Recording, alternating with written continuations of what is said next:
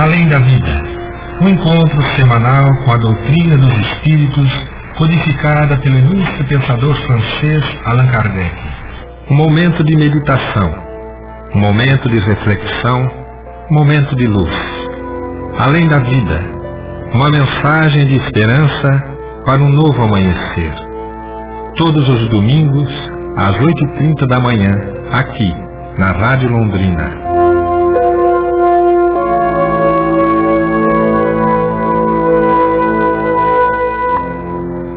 Prezados amigos do programa Além da Vida, muito bom dia. Cumprimento-os, Miguel. E hoje, como sempre, um programa de muita alegria, de muita festa espiritual, principalmente. Não só sentindo a presença de muitos amigos nesse mês de dezembro, que é um mês também especial das nossas vidas. É um mês onde nós lembramos do nosso mestre querido Jesus, ele que é o Espírito de verdade que se apresenta ao Espiritismo no final do século XIX, coordenando todo o trabalho que Allan Kardec vai deixar como legado, não só para os espíritas, mas para toda a humanidade, né? Então, é um tratado de ciência, de filosofia e de religiosidade que faz com que todos nós possamos nos aproximar mais do nosso Pai Criador, através do conhecimento, através da transformação moral. E hoje, aqui no domingo, com a gente, a nossa querida amiga Teca de Cambé. Bom dia, Teca. Bom dia, Miguel. Bom dia, Antônio Marcos, Cacá, prezados ouvintes. Bom dia a todos. Que nós tenhamos um domingo de muita paz, muita luz. E que os ensinos, né, aqui falados hoje, comentados, venham assim a nos preencher, né, nos encher de aprendizado, né? Verdade. E também aqui a Teca já deu a dica, né? Um amigo querido, trabalhador do Centro Espírita Allan Kardec de Cambé, estudioso também da doutrina espírita, e que nós temos a grata felicidade de tê-lo aqui conosco hoje. Espero que essa presença se repita por muitos e muitos domingos aqui na rádio. Está conosco aqui Antônio Marcos. Bom dia, Antônio Marcos. Bom dia, Miguel. Bom dia, Terezinha. Agradeço pelas palavras de carinho, pela a confiança, até me chamando de grande estudioso. Eu fico feliz de poder participar, de poder servir na Seara do Cristo. Um bom dia aos queridos irmãos ouvintes. Que Deus esteja com todos nós e abençoe nesta manhã mais uma vez. Tá aí, pessoal. Eu não conhecia o Toninho, tem pessoas que chamam de Toninho, né? A maioria Antônio Marcos, né? Até aqui, recentemente, num dos trabalhos lá do Centro Espírita Allan Kardec, do domingo de manhã, é um trabalho que começa às 9, né, Teca? De preparação às visitas que os grupos fazem, né? As pessoas que não podem se deslocar até o Centro Espírita Allan Kardec de Cambé, que é o que coordena esse programa, né? Sempre é bom a gente lembrar disso. E o nosso coordenador espiritual não é nada mais, nada menos que o doutor, seu Hugo, né? Falar do seu Hugo. E eu ouvi uma palestra do Antônio no domingo de manhã e fiquei muito encantado, né? Gostei muito, né? Fui conversar com ele e espero também que vocês gostem dos comentários que ele vai fazer sobre o nosso tema central, que esse mês está sendo em todos os grupos, conversar a respeito do Cristo, a respeito de Jesus, esse Espírito maior que passou aqui pela Terra, né? Trazendo, renovando o convite a todas as pessoas para a busca da felicidade verdadeira através das leis de Deus, né? Antes de entrar no nosso tema, nós vamos para o Momento Espírita, sempre lembrando que é um trabalho coordenado e dirigido pela Federação Espírita do Paraná já há muitos anos, e todos esses temas que nós apresentamos aqui na rádio, pessoal, vocês podem ter acesso ou através do site da própria Federação Espírita do Paraná, cparaná.com.br, ou através do site momento.com, né? Às vezes a pessoa ficou em dúvida sobre determinada passagem, né? Vai lá, entra no site, acessa e aí ouve novamente, possivelmente vai ter um esclarecimento. E hoje nós temos como título A Vontade Dirigida.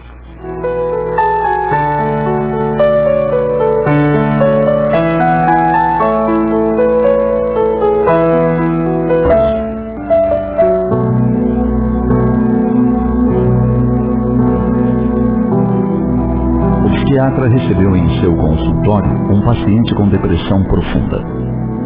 Segundo a família, ele estava nesse estado há mais de 5 anos e vinha em busca de um remédio que o curasse de imediato. O médico olhou nos olhos e falou com firmeza: tenho 2 notícias para lhe dar. Uma delas é que ainda não existe um remédio para a sua doença. O paciente contorceu-se na cadeira e perguntou um tanto irritado: e a outra notícia? A outra notícia é que a sua cura depende da sua vontade. Como assim, doutor? Não tenho vontade de trabalhar, nem de comer, nem de falar com as pessoas. A vida não tem mais sentido para mim. O psiquiatra tornou com voz muito firme: você está cheio de vontade. O paciente deu um murro sobre a mesa e retrucou nervoso: o senhor está brincando comigo? Já lhe disse que não tenho vontade. Sem se alterar, o médico afirmou: o senhor tem muita vontade.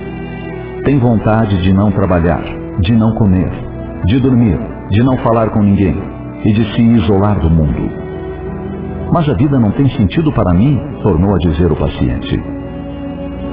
Conhecedor das causas que levam a pessoa a esse estado de ânimo, continuou o médico: você está com raiva do mundo. Pensa naqueles que o infelicitaram e não consegue perdoar. O homem se levantou e gritou: nunca vou perdoá-los. Meu patrão me despediu, acabou com a minha vida. Meus irmãos me roubaram a herança. E desfilou uma lista de pessoas que odiava com toda a força de seu ser. Então, o psiquiatra voltou a dizer: somente quando você perdoar, conseguirá se livrar desse ácido que o corrói e o está matando dia após dia. E o homem falou entre dentes: nunca vou perdoá-los. O médico aproveitou a oportunidade para reafirmar que ele estava cheio de vontade, mas dirigida para a própria infelicidade.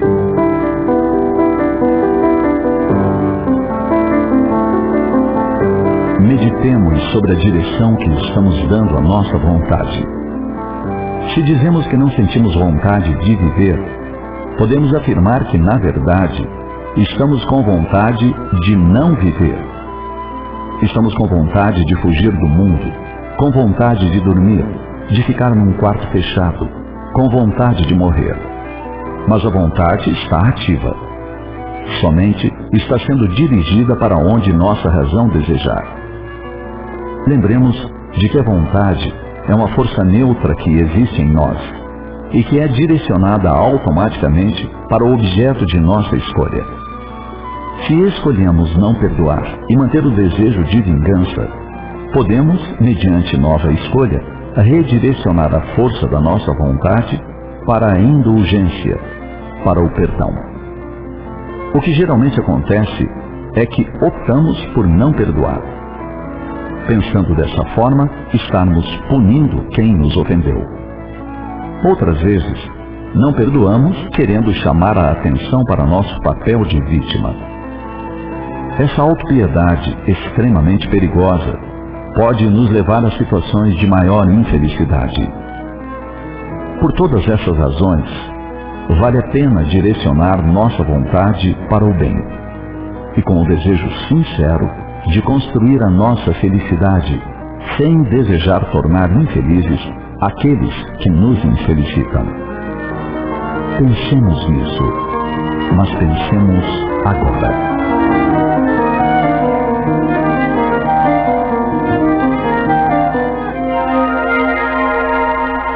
Os textos do Momento Espírita estão à sua disposição na internet. É só acessar momento.com.br. Mais informações, ligue 41 3223 6174, Curitiba, Paraná.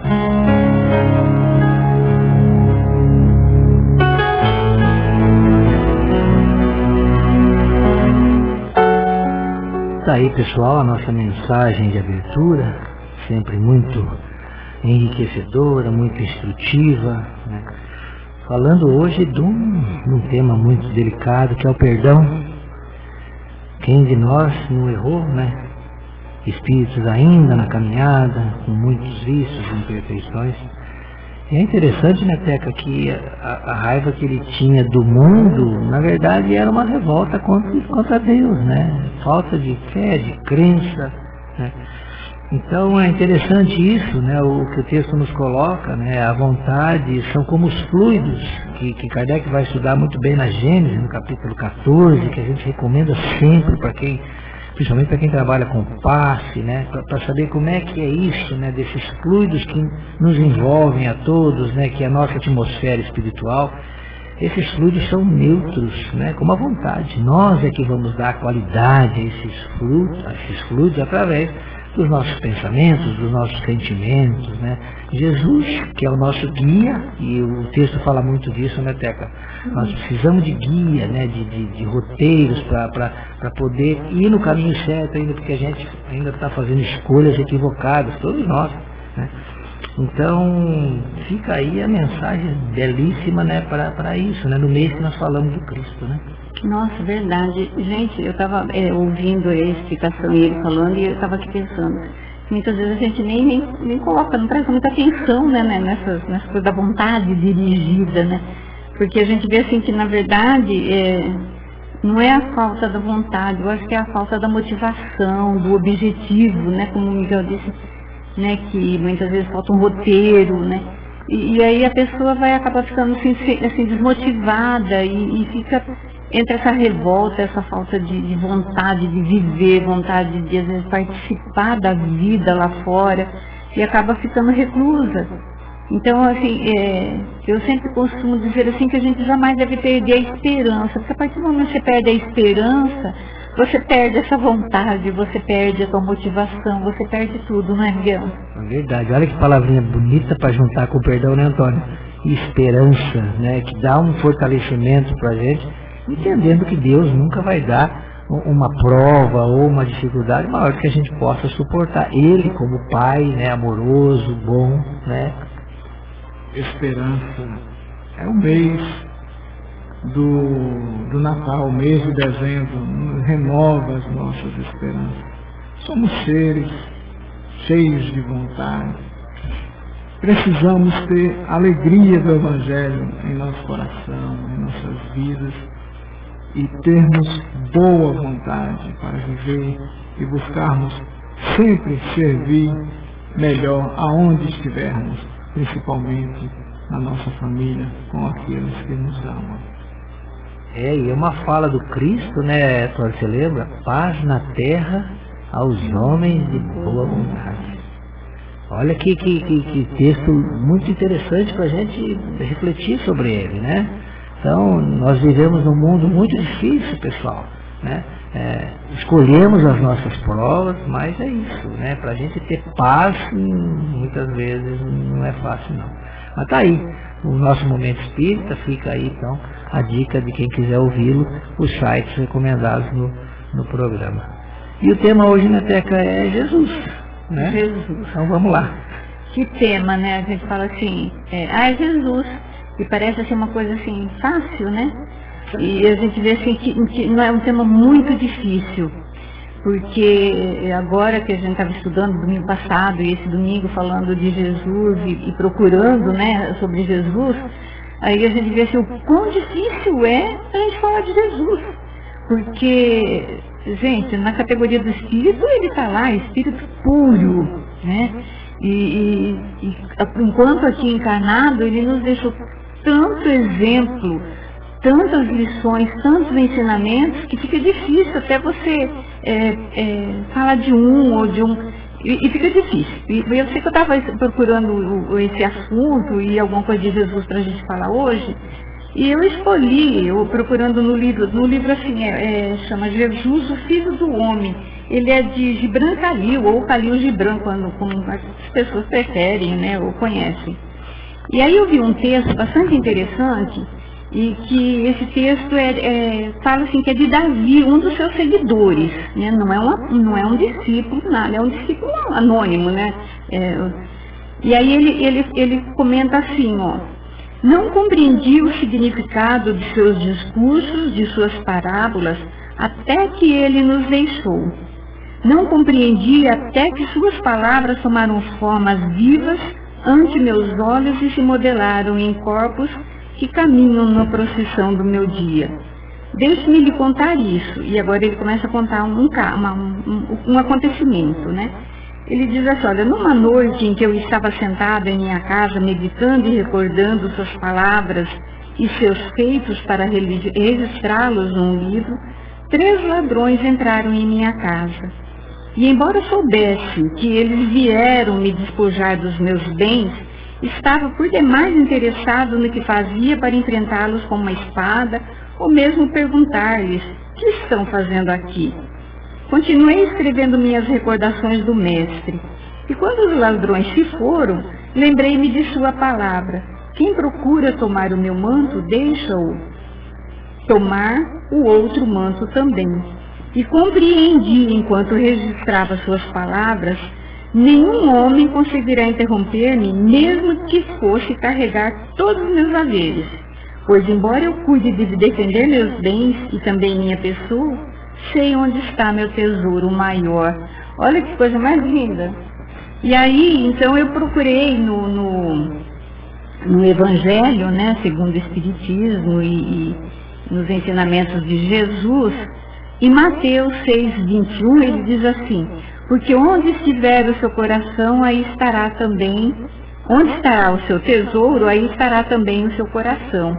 Vejam só, que lição, porque esse senhor, ele estava tão compenetrado nos ensinamentos de Jesus, nas coisas de Jesus falando, que ele nem se incomodou que os ladrões levassem tudo. Porque naquele momento ele entendeu mesmo que o que é importante para ele eram as coisas de Deus naquele momento e não o material. O material ele recuperaria alguma coisa. E aí, dentro desse texto de Mateus, a gente vai entender então que quando nós reencarnamos, nós trazemos uma proposta, né? Todos nós, né, fazemos uma programação e trazemos uma proposta. Qual é essa proposta então? É aprender, sempre aprender mais e não repetir os erros que já cometemos na encarnação passada, né? Mas buscar também a nossa felicidade e a nossa paz, que a gente vai adquirir isso daí dependendo da nossa conduta e do que nós fizermos. Para isso, então, nós temos o livre-arbítrio, que nos permite, então, tomar decisões, né? E nós somos livres para fazer essas escolhas, mas sabendo sempre que, dependendo das nossas escolhas ou das nossas atitudes, nós vamos responder por elas. A gente tem que estar sempre isso em mente, né? Nós vamos fazer o que nós quisermos. Como o apóstolo Paulo dizia assim, tudo te é permitido, mas nem tudo te cabe fazer, né? Porque a gente sabe que eu posso fazer qualquer coisa que eu quiser, mas eu sei que eu vou ter que responder por aquilo que eu fiz, tanto bom quanto ruim, né? E aí, mas Jesus, quando ele nos adverte sobre essa fala, né, onde está teu tesouro, está teu coração, ele nos adverte da necessidade de nós conquistarmos, assim, valores definitivos, né? Não é os bens materiais, não é as coisas aqui do mundo, porque isso aqui é tudo transitório, isso tudo vai acabar e nós não vamos levar nada daqui. O que vai permanecer em nós é esses tesouros definitivos que a traça e a ferrugem não destrói, que os ladrões não roubam, né? Esses são os valores que vão ficar. E valores assim, caridade, fraternidade, paciência, amor, tolerância. Isso sim são virtudes que nós vamos levar, são tesouros que nós vamos levar e que está em nosso coração. E é através de tudo isso, fazendo isso e mantendo isso em nós, é que a gente vai encontrar então essa felicidade e essa paz. Jesus, a gente vê durante toda a passagem de Jesus aqui na Terra, e a gente vê assim, que ele mais que ninguém passou por muitas tribulações, por muitos sofrimentos, perseguição, mas a gente vê assim também que em todos esses momentos ele sempre demonstrou muita serenidade, muito equilíbrio e paz, né? Que era o que às vezes sempre, em todos os relatos a gente sempre ouve falar assim, que Jesus sempre olhava com o olho, com aquele olhar manso e meigo, né? Porque ele trazia essa serenidade, essa paciência, essa tolerância dentro dele. Era uma virtude que ele já tinha como espírito puro, que era, né? E nós vamos ver então também no capítulo 25 do Evangelho segundo o Espiritismo, buscai e achareis. Eu convido vocês, prezados ouvintes, a procurarem, né, nesse capítulo, quem tem, né, o Evangelho, quem não tem, de preferência que procure para ler, porque é bastante interessante, exatamente no item 6, quando ele vai falar que observai o céu, os pássaros do céu, eles não semeiam, não ceifam, nada guarda em celeiro, mas o Pai Celestial os alimenta. Então, isso daqui vem nos mostrar que os nossos tesouros realmente são aquilo que a gente conquistar pro espírito, e não as coisas materiais, as coisas da terra, porque isso tudo vai passar, isso tudo vai acabar.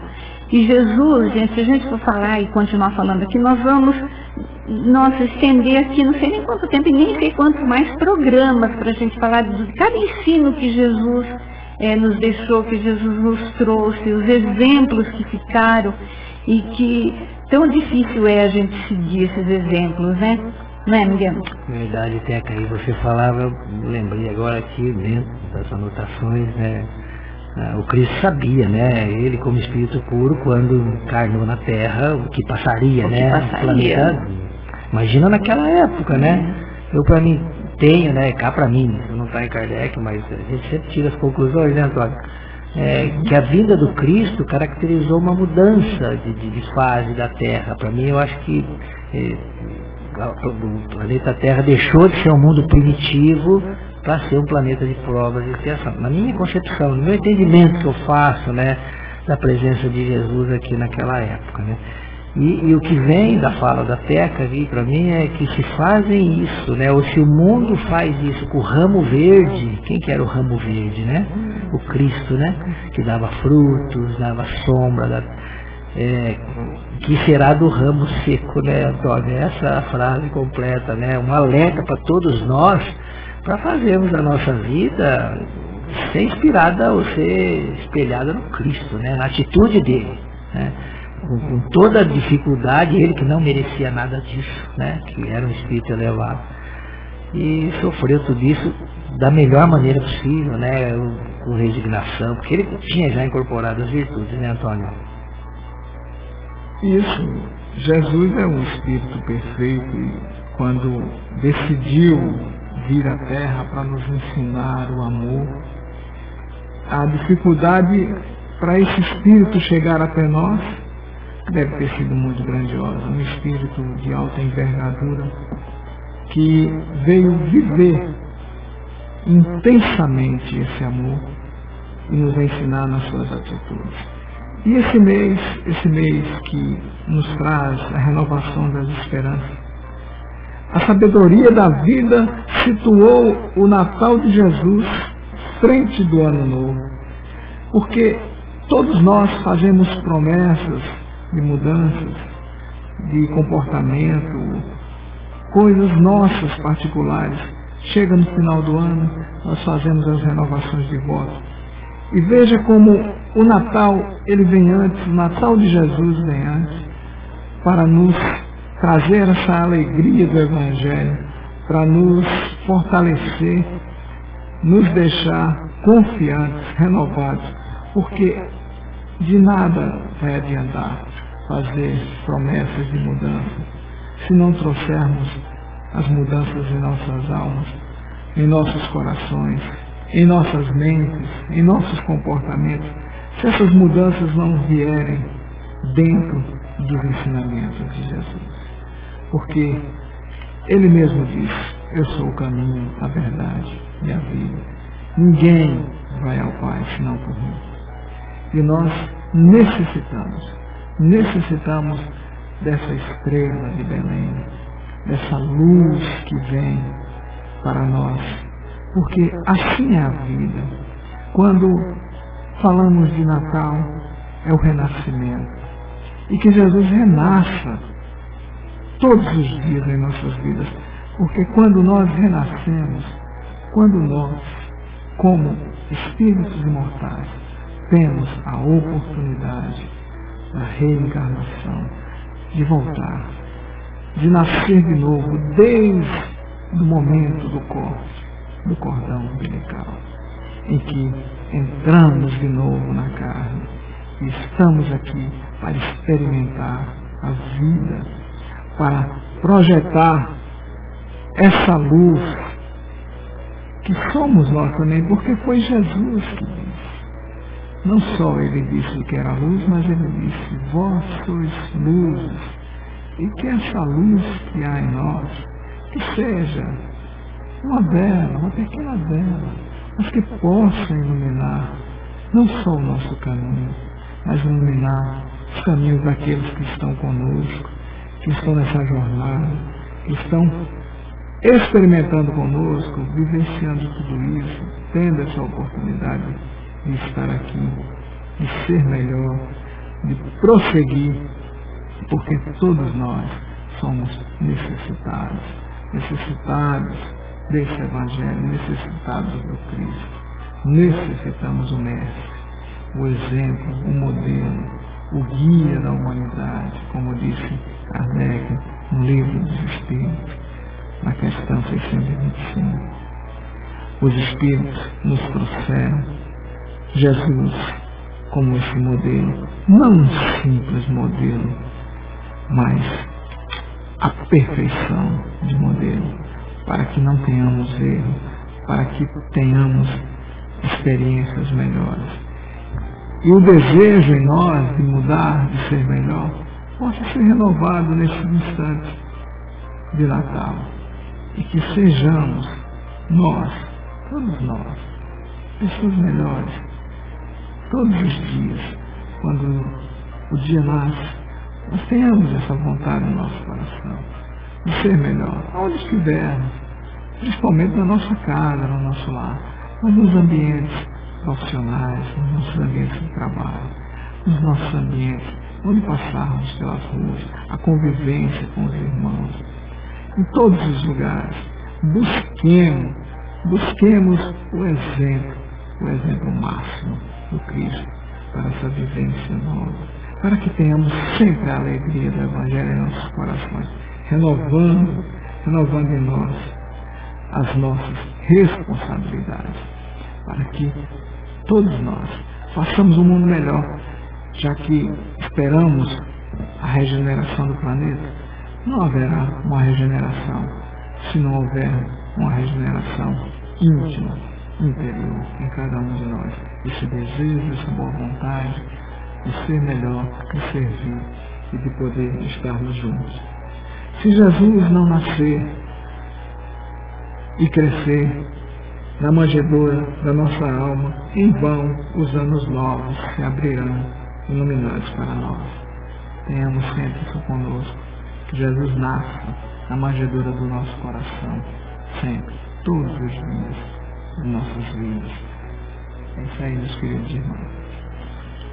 Tá aí, pessoal, uma visão do Antônio muito bonita, parecida muito com a da Michela da semana passada, mostrando da importância de nós nascermos para Jesus e Jesus nascer para nós, né? É uma via de mão dupla.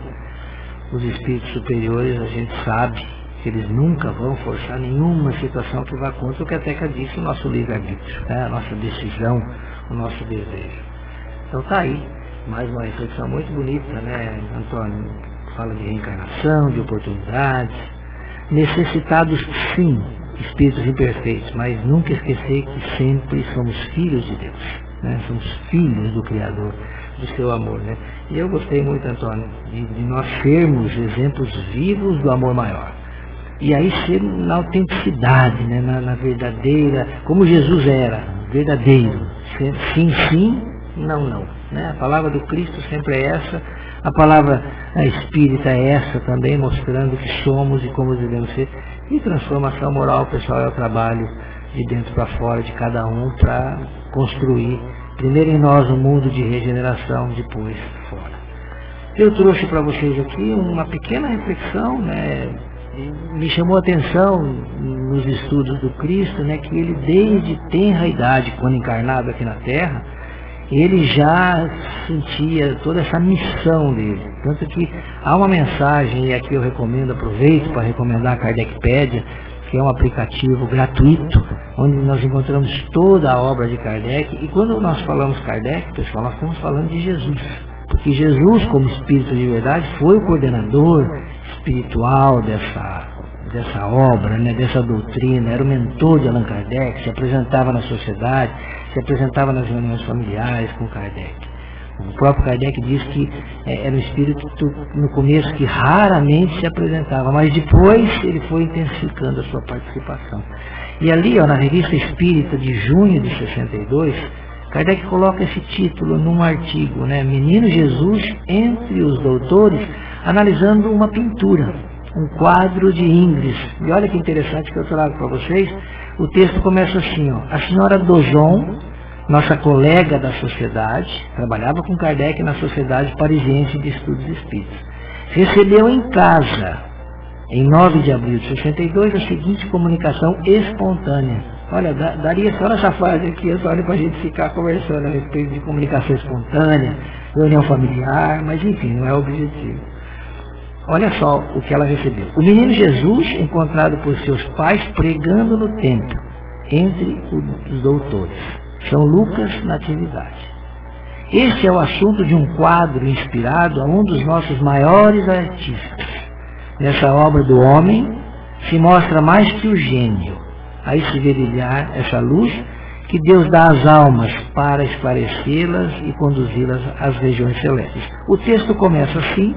É um espírito que se comunicou pela senhora Dozon, um espírito de Davi, ele era pintor também, falando desse quadro de Ingres. Se vocês entrarem na internet, vocês vão ver que tem o original de Ingres, que é Jesus no templo conversando com os doutores da lei daquela época, aos 12 anos, mas também existem outros pintores que retrataram essa mesma cena. Então fica aqui a nossa recomendação.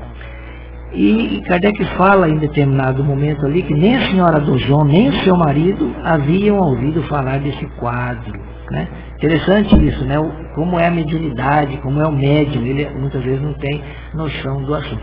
E o que Kardec faz como um bom estudioso, um bom professor? Ele pega esse tema e leva para a Sociedade Parisiense de Estudos, vai na sociedade estudar esse tema, e aí se apresenta Lamennais, que é um dos espíritos que trabalharam com Kardec, falando a respeito dessa comunicação, desse quadro de Ingres. E Lamennais diz o seguinte: ultimamente eu vos falava do menino Jesus entre os doutores, e vos destacava sua iluminação divina no meio das sábias trevas dos sacerdotes judeus. É Lamennais falando ali na sociedade, através do médium Sr. Didier. Muitas vezes Kardec colocava o nome do médium, outras vezes ele colocava só a inicial, para preservar o próprio médium. Segue Lamennais. Temos aqui mais um exemplo de que a espiritualidade e os movimentos da alma constituem a fase mais brilhante da arte. Sem conhecer a sociedade espírita, é possível ser um grande artista espiritualista.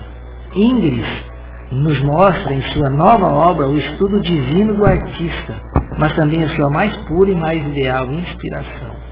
Não se trata dessa falsa idealidade que engana tantas pessoas e que é uma hipocrisia da arte sem originalidade, mas a idealidade bebida na natureza simples, verdadeira e consequentemente bela em toda a acepção do vocábulo. Nós, os espíritos, aplaudimos as obras espiritualistas, tanto quanto censuramos a glorificação dos sentimentos materialistas e de mau gosto. É uma virtude sentir a beleza moral. Olha, pessoal, que frase. É uma virtude sentir a beleza moral e a beleza física a esse ponto. É o indício certo de sentimentos harmoniosos no coração e na alma.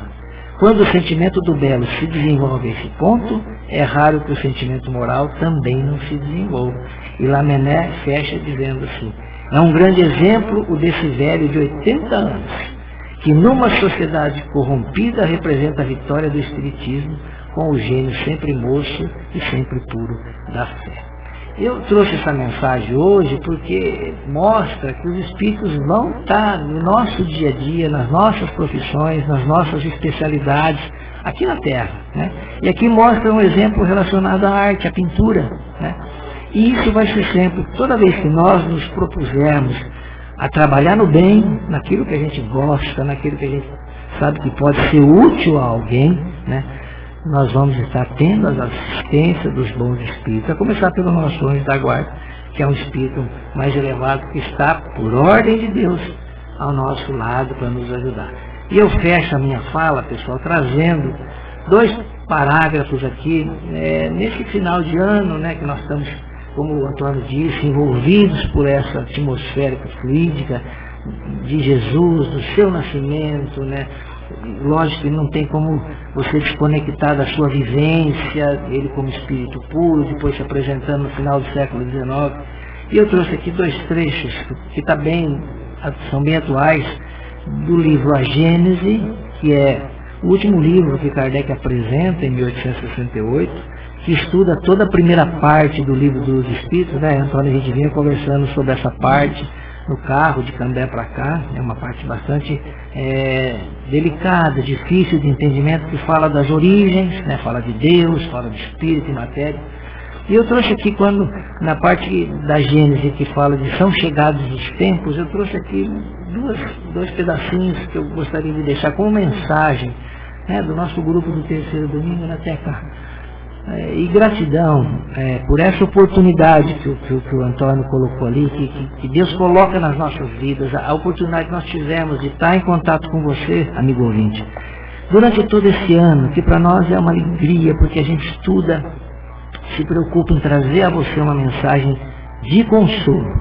Para mim, a palavra que mais representa o Espiritismo é o consolo, material e principalmente espiritual.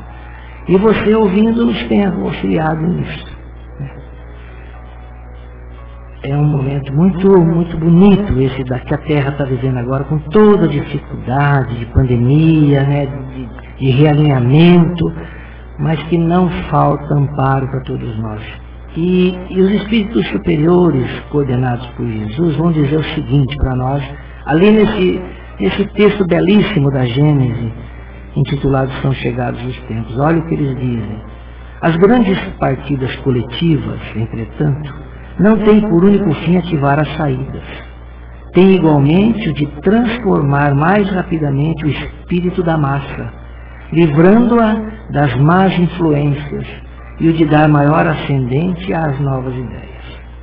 Por estarem muitos, apesar de suas imperfeições, maduros para a transformação, é que muitos partem, a fim de apenas se retemperarem em fonte mais pura. Enquanto se conservassem no mesmo meio, sob as mesmas influências, persistiriam nas suas opiniões e nas suas maneiras de apreciar as coisas. Uma estada no mundo dos espíritos bastará para lhes descerrar os olhos, por isso que aí vem o que não podiam ver na terra. O incrédulo, o fanático, o absolutista, poderão, consequentemente, voltar com ideias inatas de fé, de tolerância, de liberdade.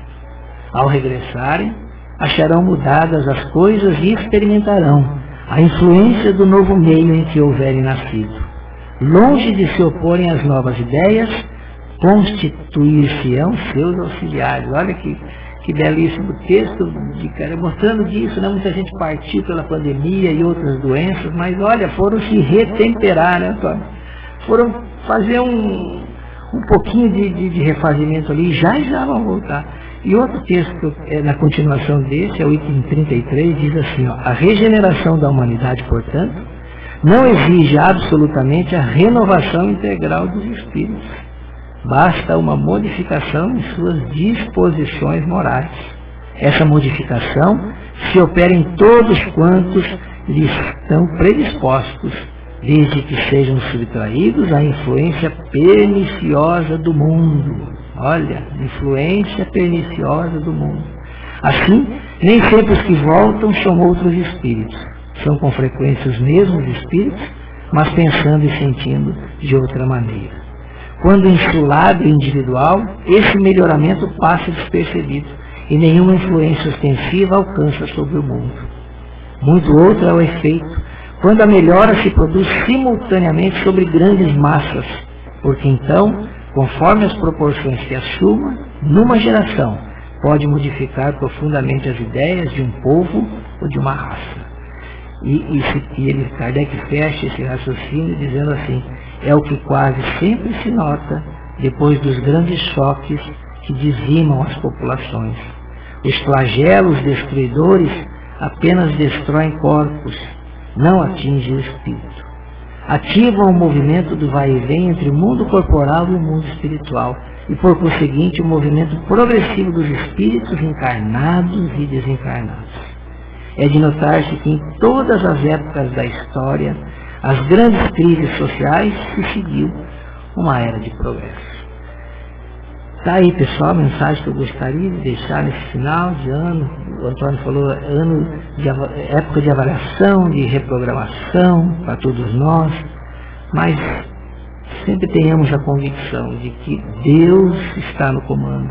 É o nosso Pai maior, de amor, de bondade, que está a velar por nós, a desejar que todos nós chegamos mais rapidamente a Ele, né? Através do nosso trabalho, da nossa transformação moral e seguindo sempre no caminho reto. Eu penso que essas seriam as nossas reflexões de hoje, do nosso estudo. Nós vamos passar agora para o programa Reflexão Espírita, né, que é o programa elaborado pelo Centro Espírita Meimei, parceiro do Centro Espírita Allan Kardec de Cambé, que fez um trabalho belíssimo já há muitos anos. O nosso querido doutor José Antônio Vieira de Paula, ele que, né, Teca, foi um dos fundadores desse programa. Esse programa, é verdade. Há 30 anos, né, que ele nos fala, né, naquela visita. Há 30 anos lá, quando eles começaram com esse programa, e a gente está aqui, né, fazendo dar certo, né? Olha. Fazendo de tudo para que dê certo, que continue levando mensagem sempre de consolo, de ânimo, de esperança para os nossos ouvintes, e além de tudo também o ensinamento, né? Sim. Porque a gente tem que aprender sempre. E eu não sei se o Antônio conheceu o Zé Antônio, né? A gente conviveu com o Zé até os últimos suspiros dele, vamos assim dizer, né? É um amigo querido, um estudioso, né? Que tinha suas dificuldades, suas provas, mas não deixava de falar de Jesus, né? Com certeza, né? Então, passamos agora a nossa reflexão espírita, que hoje tem como tema bilocação, né? Bicorporiedade. E bicorporiedade. É um tema bastante técnico, né, da ciência espírita. Vamos ver a mensagem do Zé. Olá, amigos. Hoje nós vamos estudar a bicorporiedade. O nome já está dizendo, bi-2. Corporeidade, 2 corpos. Ou bilocação, quer dizer, estar em 2 lugares ao mesmo tempo. Ou, como é conhecido mais convenientemente no nosso meio, desdobramento. Por que desdobramento? Por que bilocação? Porque é um procedimento, é um fenômeno que se dá com os espíritos encarnados. É até interessante aqui fazer um adendo. Quando existe um fenômeno da alma, do tipo bicorporeidade, quer dizer, o meu corpo está aqui e o meu espírito aparece em outro lugar, isso não é um fenômeno mediúnico. Porque o mediúnico é o relacionamento do médium com alguém do mundo espiritual, com uma entidade espiritual. Esse é ele com ele mesmo. É o corpo aqui e o espírito lá. Isso é um fenômeno anímico. Anímico quer dizer da própria alma do indivíduo. A primeira diferença que existe entre a bicorporeidade e a ubiquidade que nós estudamos nas reflexões anteriores é que ela não tem vínculo nenhum com a qualidade moral do indivíduo.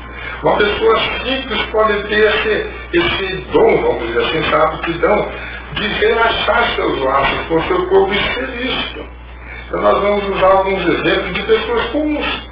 Por exemplo, tem um caso de Minas Gerais, o caso de uma professora, que ela ficava no quadro negro e de repente ela entrava em letargia.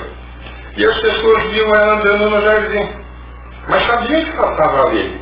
Mas ela estava lá no jardim. Daí eles sabiam que ela tinha essa bilocação, quer dizer, essa facilidade de estar em 2 lugares. Então, por que isso pode acontecer? Por causa do corpo espiritual, do perispírito. Então, eu estou dentro de um corpo, tenho um corpo espiritual e estou dentro de um corpo físico.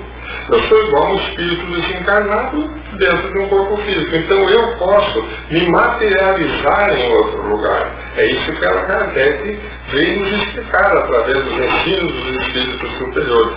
Uma pessoa pode, deixando o seu corpo físico ou adormecido, ou em letargia, ou alguns até conscientemente, irem para outros lugares. Mas isso não está ligado à questão moral das pessoas. Então aí vem uma pergunta, se não está ligado à questão moral, Por que muitas pessoas da igreja, por exemplo, foram santificadas em função de ter esse fenômeno? Não foi porque apareciam em outros lugares, mas pelas curas que faziam nessa materialização fora do corpo em outros lugares. Então a santificação que eles recebiam não era pelo fato da bilocação. Por exemplo, essa professora ela seria santificada só porque aparece andando no jardim. Que benefício tem isso para a humanidade? Absolutamente nenhum benefício. Nós temos Allan Kardec no Livro dos Médios, questão 115, ele apresenta o caso de uma vendedora de frutas, lá da província onde vivia o pessoal na França, em que aparecia na casa de uma senhora, toda noite ela aparecia lá, e era uma pessoa que estava viva, estava encarnada, e ela aparecia à noite na casa da mulher, e a mulher percebia aquele espírito lá e sabia que provavelmente ela estava dormindo, que ela não tinha morrido. Não era uma aparição espiritual. Aí se fosse, é um tipo de mediunidade. Para quem está vendo o espírito materializado, isso é mediunidade. Porque pode ser que só ela consiga ver e outros não consigam. Então é interessante, é um estudo bem delicado a bicorporeidade, porque quando o espírito se manifesta fora do corpo, ele se materializa, se torna tangível, todo mundo vê. Jesus materializado após a sua crucificação, ele se tornou visível para todos os ouviam. Agora, não é pela sua superioridade moral, é porque a bilocação é um fenômeno da natureza do espírito. Então nós voltamos aí para fenômenos vulgares. Há um caso que Allan Kardec apresenta no Livro dos Médios de uma senhora muito enferma que recebeu uma visita de um senhor de terno com uma caixinha de papel, entrou sem falar, sentou numa poltrona e ele ficava em silêncio lá, e era grave, não era simples o problema dela. E ele pegava na pé, dava aquela, não sei como é que chama, sei lá, usar, tomar, e ela tentava conversar e o espírito dava um sinal para ela não conversar. E de repente ele sumia. Ela pedia para ela dormia, para cortava e ele não estava mais ali. Ele era um senhor que ela conhecia na sociedade, mas com quem não tinha intimidade. Um dia, diz Allan Kardec, está no Livro dos Médios, capítulo, se não me engano, 7, está lá na questão 116. Ele vem visitá-la. E quando ele vem visitá-la, ela agradece, obrigado pela visita, o senhor veio embora tarde da noite, era mais de 10 da noite, para aquela época que não tinha luz elétrica, né? E ele fala, mas eu não vim visitá-la, eu tinha a intenção de vir visitá-la, mas é a primeira vez que eu estou vindo aqui. Então você vê, aquele espírito já estava fora, se desdobrando provavelmente quando seu corpo dormia. Então agora nós vamos para os espíritos evoluídos que têm esse dom da bicorporidade, e aí eles se diferenciam dos outros, porque eles usavam isso para o bem do próximo, para fazer a caridade. E nós temos no Brasil, gente, um caso muito bonito, que é o caso do Frei Galvão. O Frei Galvão, ele se tornou o primeiro santo genuinamente brasileiro, né? Nasceu em Guaratinguetá, desencarnou em São Paulo, com mais de 80 anos de idade, e ele era uma pessoa de uma caridade, de uma bondade, e ele tinha o dom de corporeidade. Então, na literatura, inclusive foi usado para a sua beatificação e depois santificação, foi santificado em maio de 2007, se não me engano, pelo Papa Bento XVI, ou 2011, quando ele foi santificado. Uma das coisas foi por causa dessa bilocação, mas pela caridade que ele fez lá. No caso, era um caso muito parecido com o que aconteceu com Eurípides Barçanufo, o nosso grande espírito mensageiro do Cristo, trabalhador, que fez um pacto, na verdade. As pessoas evocavam ele, tinham nele, quando ele encarnado, tinham ele na condição de um santo. Então, quando entrava em sofrimento, pediam ajuda para ele. E ele estava lá, rezando missa na outra cidade, tendo tarefas nas igrejas, e ele sentia aquela evocação, que ele deixava o seu corpo, e não rara vez se materializava, podendo ser visto pelas outras pessoas. Então, tem um caso muito interessante de Frei Galvão, em que um dia de muita chuva, no interior do rio, a mulher começa a passar mal, dando a luz, o pai dessa criança estava atravessado, e ela pede para o marido ir buscar o chamar Frei Galvão, como Frei Galvão está lá na cidade do rio, e ele pegou um cavalo, um ajudante, e dispararam em direção ao Rio de Janeiro, demorou para chegar lá. Quando chegou, descobriu que ele tinha saído para uma peregrinação para outra cidade, a pé, uma viagem de 90 dias, para um encontro, um tipo de um cursilho, de um postábulo. E aí quando ele volta, a mulher estava feliz da vida, porque não, ele veio. Achei gozado que estava uma tempestade, ele estava enxutinho. E ele chegou, ele fez uma prece do meu lado e disse para eu ficar tranquilo que tudo daria certo. E o neném já nasceu, o cara estava com o neném no colo. E aí o marido ficou encismado, ele ficou cismado, né, com a gente dele. Ele pegou, calado no outro dia, foi de novo para o Rio perguntar: onde é que está o Frei? O Frei está lá naquele encontro, ele foi para lá. E aí confirmou que realmente ele não estava ali, no entanto ele esteve lá. Isso chama-se bilocação. Então é uma aptidão anímica do espírito de qualquer pessoa, pode ter, não está ligado à evolução moral do indivíduo, mas quanto mais evoluído o indivíduo, mais é conhecido os benefícios com que eles trazem para as pessoas que estão em sofrimento. O próprio Frei Galvão, tem um caso dele de um capataz, um dono de uma fazenda muito agressivo, começou a sujar um escravo com tanta agressividade que o escravo se soltou, pegou uma faca e conseguiu ferir de morte o dono daquela cela. E quando ele caiu, ele era católico, devoto, e tinha uma fé em Frei Galvão que era encarnado, estava vivo aqui na Terra. E ele começa a pedir ajuda, e Frei Galvão está rezando uma missa, numa cidade distante. Então conto das pessoas que testemunharam para ajudar na sua beatificação e depois santificação, que ele, para a missa, fala assim: eu vou pedir para vocês fazerem uma Ave Maria por um moribundo nesse momento. Fechou os olhos, ele foi aparecer na estrada onde estava caído o corpo da pessoa, e todos que estavam em torno viram ele. Ele chegou, deu a extremunção para o dono da fazenda, e depois voltou e continuou a missa. Então, ele, perispírito, o seu corpo espiritual se desloca, se materializa, mas seu corpo físico fica onde ele está. O seu espírito, diz Allan Kardec, fica vinculado ao seu corpo físico, porque ele não desencarnou. Ele só se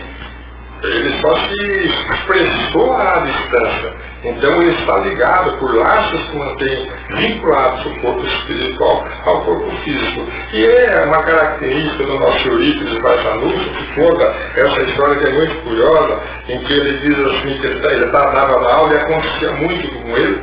Ele estava dando aula e ele fala para os alunos: olha, vai entrar um senhor aí pedindo para eu visitar a esposa dele, mas eu já fui. Eu acabei de estar lá, já fiz o parto, a criança já nasceu, e ele demorou para chegar. Ele vai entrando aqui: olha, pode ver, já está chegando. Isso entra, senhor. Eurípides, por favor, minha esposa, eu já fui lá, já fiz o parto. E ele não acreditou. Aí ele falou: não, eu tenho que levar você comigo, prometi para minha esposa. Aí ele pediu os alunos que aguardassem, ele pediu e foi acompanhar aquele senhor. Quando chegou lá, a mulher dele falou: o senhor voltou, senhor Eurípides? Ele está obrigado por tudo que o senhor fez, a criança está ótima. Ele já tinha estado lá nesse fenômeno natural, espiritual, chamado bicorporeidade ou bilocação, que muitos chamam de desdobramento. Até nós passamos. Aí, pessoal, a mensagem querida do Zé Antônio. Eita, saudade do Zé. Eu sei que ele está com a gente aqui no programa, né, Antônio? Porque esses espíritos não se afastam, né? Eles continuam trabalhando, esclarecendo. É verdade. Então, como nossa primeira vez aqui no programa como convidado, agradecer aos queridos ouvintes que estiveram conosco e lembrar sempre de buscar oferecer a Deus o melhor de nós. E eu lembro de uma história muito querida do óbolo da viúva, que está lá nos Evangelhos, quando o nosso querido irmão discípulo Judas estava rindo daquela viúva que deu apenas um denário, a moeda mais simples que tinha, de menos valor naquele período. E ele ria porque era apenas um denário, quando outros tinham doado castiçais, joias, aquelas pessoas que tinham mais posse doaram mais coisas. Aí Jesus chama a atenção de Judas, dizendo assim para ele: essa mulher doou tudo que tinha. Então, é muito mais valioso do que as outras coisas que nós vamos doar, porque está nos sobrando.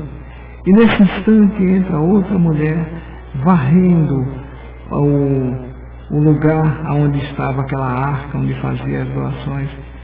E aí Jesus aproveita, ela estava cantarolando, e Jesus diz assim para os discípulos: essa mulher, em verdade, doou mais ainda, porque doou de si mesma. Então, vamos doar de nós mesmos, servindo todos os dias da nossa vida. Gratidão a vocês, bom domingo, Feliz Natal, que Deus abençoe a todos nós. Verdade, Antônio, e eu pensava aqui agora, né, Teca, ninguém é tão pobre que não possa doar o seu tempo e fazer a felicidade do próximo, né? E que vai estar fazendo a sua própria felicidade. Para mim, o tesouro mais valioso do Espírito é o tempo, né? Que nós utilizamos aqui na Terra, nessa escola bendita, para poder nos melhorarmos, né, Teca? Com certeza, Miguel. Bom, prezados ouvintes, no próximo sábado, então, nós estaremos comemorando o Natal, né? Que é o nascimento de Jesus, né? Que, na verdade, assim, nada diz, não tem onde diz que realmente é nessa data, mas é a data que a gente comemora. Mas que nós possamos, né, nesse dia, não pensar somente nos comes e bebes, né, nos presentes, mas lembrarmos também de Jesus nesse dia, não só nesse dia, mas em todos os dias, mas nesse dia porque mais assim se refere a seu nascimento, lembrarmos dele e lembrarmos principalmente nos ensinamentos que ele nos deixou, porque ele vier ensinar os homens que a verdadeira vida não é a que transcorre na terra, isso está no capítulo 1 do Evangelho, tá? E sim a que é vivida no reino dos céus. Então lembrarmos que ele vier ensinar o caminho que a esse reino conduz, os meios de que eles se reconciliam com Deus e de pressentir esses meios na marcha das coisas por vir para a realização dos destinos humanos. Então que os ensinamentos de Jesus sejam sempre muito presentes em nossa existência, em nossos dias, né? Que ele seja sempre para nós essa bússola orientadora, né? Que nos mostra sempre o caminho do amor, o caminho da retidão, o caminho da justiça. Então, um bom domingo a todos, uma boa semana, e que nós tenhamos um Natal de muita luz, de muita paz. Que Jesus nos abençoe. Bom dia. Tá aí, pessoal, então, eu renovo também os convites para que o ano que vem nós estejamos juntos, né? Nós possamos senti-los, porque vocês nos ouvem, né? Mas nós sentimos toda essa vibração de amor, de carinho, por esse trabalho conjunto, esse estudo conjunto que nós fazemos aqui no programa Além da Vida. E renovo os votos de um excelente Natal, de um ano de muita esperança, de muita paz, de muita luz para todos nós. Com certeza será um ano muito importante. Um bom domingo a todos, que Deus abençoe a todos.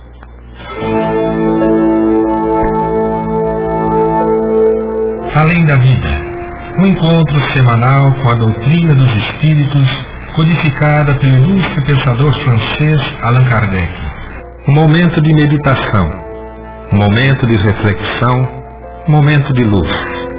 Além da Vida, uma mensagem de esperança para um novo amanhecer. Todos os domingos, às 8h30 da manhã, aqui, na Rádio Londrina.